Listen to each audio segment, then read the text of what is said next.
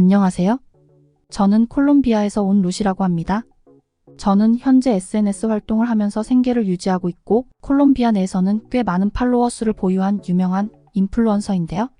사람들은 SNS에 올라온 아주 화려한 저의 일상을 보고는 돈이 많기 때문에 불행하지 않을 것이라고 생각하지만 그것은 완전히 틀린 것입니다. 그런 저에게도 한 가지 문제가 있는데 우울증을 앓고 있다는 것입니다. 사실 제가 우울증을 앓기 시작한 건 몇 년 지나지 않았어요. SNS를 하기 이전에 제 삶은 너무나 평화로웠고 콜롬비아에서 가장 흔하면서 평범한 삶을 사는 저였는데 어느 순간 SNS를 시작하면서 유명인들의 삶을 따라하고 저 또한 팔로워가 늘어가면서 사람들은 그런 저를 존경하면서 늘 부러워했습니다.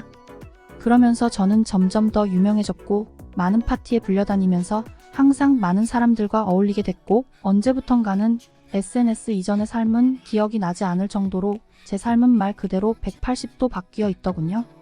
처음에는 마냥 좋았어요. 제가 늘 동경해왔던 그런 사람들과 어울릴 수 있게 됐고 그런 사람들 역시도 저의 어떤 면을 보고는 부러워했기에 처음에는 SNS를 하길 잘했다는 생각이 들었습니다. 심지어 저는 점점 더 유명해질수록 많은 돈을 얻을 수 있었고 평범했던 저의 집안은 어느덧 콜롬비아에서 꽤 좋은 집으로 이사도 갈 수 있었어요. 그리고 저는 좋은 집과 좋은 옷을 입을 수 있었고 마음만 먹으면 언제든지 좋은 차도 구입할 수 있을 만큼의 재력을 가질 수 있었습니다. 하지만 삶의 부가 전부는 아니라는 걸 어느 순간 깨닫게 됐는데 언제부턴가 저에게 스토커가 붙기 시작했고 또 항상 저의 지갑과 가방을 노리는 소매치기범들이 주위에 득실거렸고 심지어 저의 어릴 적 친구들과도 어느 순간부터 멀어지기 시작하더군요. 그러면서 저는 파티가 없는 평범한 일상을 보낼 때는 항상 우울감에 시달렸고 그러다 보니 더 많은 파티를 가져야만 했고 또 더 많은 사람들과 어울려야만 하루하루를 버틸 수 있었습니다. 그럴 때마다 파티 후에 혼자가 된 저는 점점 더 초라해져만 갔고 우울증은 점점 더 심해지더군요. 그러다 제 소식을 어디서 들었는지 어릴 적 친구였던 멜리사가 어느 날 저희 집으로 놀러 오게 됐습니다. 그때 멜리사와 그간 하지 못했던 이야기들을 많이 했는데 멜리사는 솔직하게 변한 제가 마음에 들지 않았고 다시는 얼굴을 보지 않겠다 다짐했었다고 하는데 그 말 한마디에 저는 울컥해버리고야 말았습니다. 하지만 멜리사는 저와의 많은 추억이 있었기에 그렇게 하지 못하겠다며 심지어 제가 극심한 우울증을 겪고 있다고 하니 더더욱 못 그러겠다고 하더군요. 그리고 한 가지 제안을 해주었는데 자신은 이번에 한국으로 여행을 떠나는데 다시 옛날처럼 함께하지 않겠냐고 다시 그때로 돌아간다면 우울증이 조금 나아질 거라며 말해주었습니다. 저는 그런 멜리사의 제안을 뿌리칠 수 없었고 멜리사와 함께 SNS 이전의 삶으로 잠시나마 돌아가고 싶다는 생각에 흔쾌히 승낙했고 우리는 한국으로 오게 되었는데요. 상하이프 인플루언서 생활을 하면서 여러 나라에 가봤지만 상하이 한국은 이번이 처음이어서 엄청 설렜고 기대가 되더군요. 더구나 몇 년 만에 멜리사와 함께 여행이라니 더더욱 말이죠. 심지어 저는 옆 사람이 마시던 콜라를 쏟았을 때도 아무렇지 않을 정도였습니다. 그렇게 저는 멜리사와 함께 한국 공항에 도착하게 됐는데 곳곳에 낡고 심지어 쥐가 돌아다니는 콜롬비아 엘도라도 공항과 비교했을 때 너무나 쾌적하고 마치 인천공항이 선진국의 표본인 것처럼 보일 정도로 엄청나게 최신식 시스템과 인테리어에 압도당하고는 설렘과 기대가 배로 증폭이 되더군요. 게다가 입국 수속 중에 이곳에 어떻게 왔는지 뭐하러 왔는지 등 까다로운 질문을 받지 않았고 제 가방 속을 뒤지는 엄격한 짐 검사도 받지 않으며 도대체 이 나라는 얼마나 안전하길래 이렇게 나를 믿고 들여보내주는 건지 놀라웠습니다. 하지만 저를 놀라게 한 건 수속을 마치고 나왔을 때였는데 멜리사와 저는 인천공항을 돌아다니는 배달 로봇을 보고 잠시 숨이 막힐 정도로 놀랍더군요. 그렇게 놀라고 있는 것도 잠시 저에게 누군가 다가와 유창한 영어로 말을 걸었습니다. 다가온 그녀는 인천공항 직원이었는데 SNS에서 저를 많이 봤다면서 팬이라고 먼저 인사를 건네더군요. 그녀는 잠시 후 저에게 옷이 어떻게 된 것이냐면서 옷이 너무 지저분한 거 아니냐며 저를 걱정해줬는데요. 저는 몇 년 만에 오랜 친구와의 여행이었기에 비행기에서 콜라를 쏟아 옷이 더러워진 것도 모른 채 인천공항을 돌아다니고 있는 상태였거든요. 그런데 이 인천공항 직원은 저에게 자신을 따라오라면서 저를 어디론가 데려갔는데 그곳은 도저히 보고도 믿을 수 없는 공간이었습니다. 그건 바로 코인 세탁방이었는데 한국의 인천공항에는 건조 기능까지 탑재한 고성능 세탁기를 문을 열어 24시간 언제든지 이용할 수 있다고 설명한 그녀는 옆에 있는 탈의실에서 옷을 갈아입고 문을 열어 더러워진 옷은 지금 당장 세탁하는 게 어떻겠냐고 저에게 말하더군요. 그녀는 여행을 왔는데 이렇게 지저분한 옷을 입고 있으면 여행하는 내내 신경이 쓰여 기분이 좋지 않을 거라며 저에게 모든 근심 걱정 내려놓고 한국 여행을 했으면 좋겠다고 한 뒤 제 옷을 세탁해 주었습니다. 공항 같은 공공장소에 이렇게 고성능 세탁기가 구비되어 있는 한국의 모습과 그녀의 따뜻한 한마디에 저는 감탄할 수밖에 없었습니다. 사실 콜롬비아의 경우에는 비행기를 타고 내리는 것과 밥 한 끼 겨우 해결할 수 있는 장소밖에 갖춰지지 않았고 심지어 그마저도 너무 낡아 위생이 많이 안 좋은데 한국은 그런 건 당연하고 공항 이용객들의 복지까지 이렇게 신경을 쓰고 있어 한국이 선진국이라는 느낌을 받게 되더군요. 그렇게 한국인들의 따뜻함과 뛰어난 신식 인프라에 놀라고 있던 저와 멜리사는 30분 만에 세탁이 완료된 새 옷을 챙겨 서울 도심으로 나가게 되었습니다. 하지만 너무 들뜬 탓이었을까? 저는 그만 실수를 하고야 말았는데요. 저와 멜리사는 한국의 엄청난 지하철 인프라에 감동받아 멍하니 서 있다. 중고차 거리 지하철 문이 닫힌다는 음성이 들리자 그제서야 지하철에 올라탔는데 너무 급하게 탔던 나머지 내리던 사람과 부딪혀 그만 핸드폰을 스크린도어 바깥에 떨어뜨리고야 말았습니다. 하지만 이내 지하철 문이 닫혀 저는 핸드폰을 놓고 다음 역으로 이동해야만 했는데요. 다음 역에서 저는 핸드폰을 찾으러 가기 위해 멜리사와 함께 다시 반대편으로 이동해 지하철을 갈아타고 떨어뜨린 장소로 갔습니다. 역시 바닥에 떨어뜨린 제 핸드폰은 어디에서도 찾을 수 없었고 망연자실하고 있던 그때 한 남성이 다가와 번역기를 들이밀면서 제게 말을 걸더군요.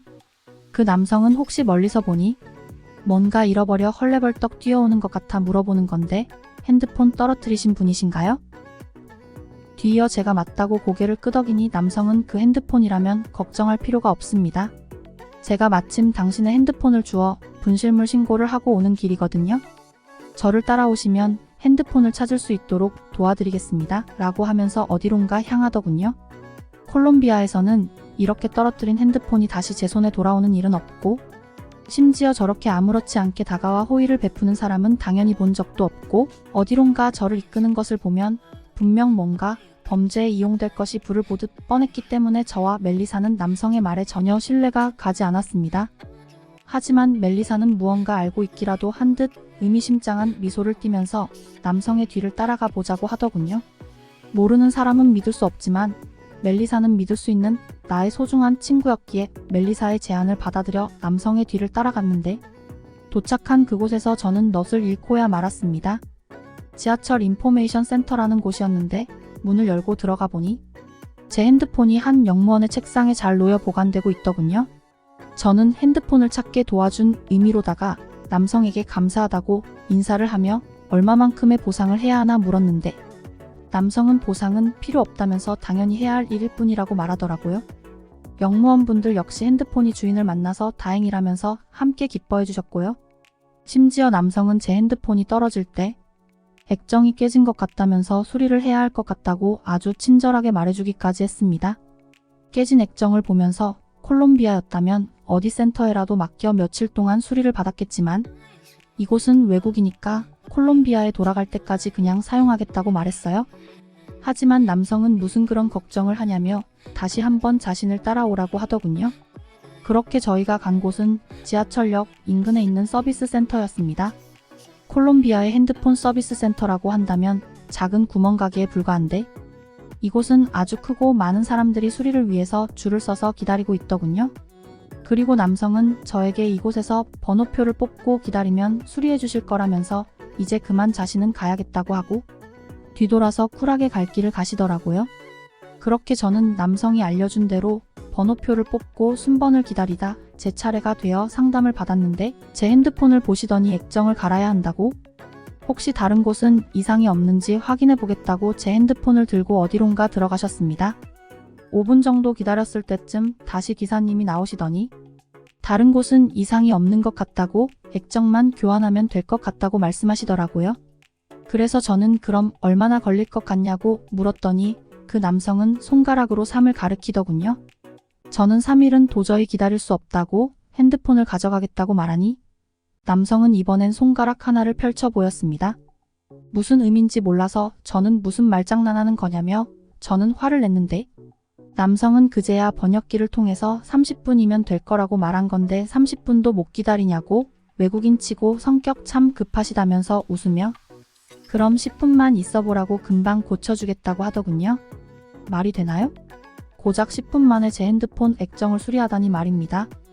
콜롬비아에서는 핸드폰 수리를 맡기면 제 핸드폰을 다시 공장으로 보내 먼저 온 순서대로 수리를 하고 그러다 보면 일주일이 걸릴지 2주일이 걸릴지 모르고 핸드폰을 수리 맡겼다는 것을 잊을만 할 때쯤 수리가 끝나는데 사실 처음 제가 오해했던 3일도 그런 콜롬비아에 비하면 훨씬 빠르지만 3일이 아니라 고작 30분이었고 심지어 제 말을 오해해 30분이 아니라 10분 만에 수리를 해주겠다는 기사님의 말은 저를 황당하게 만들었습니다.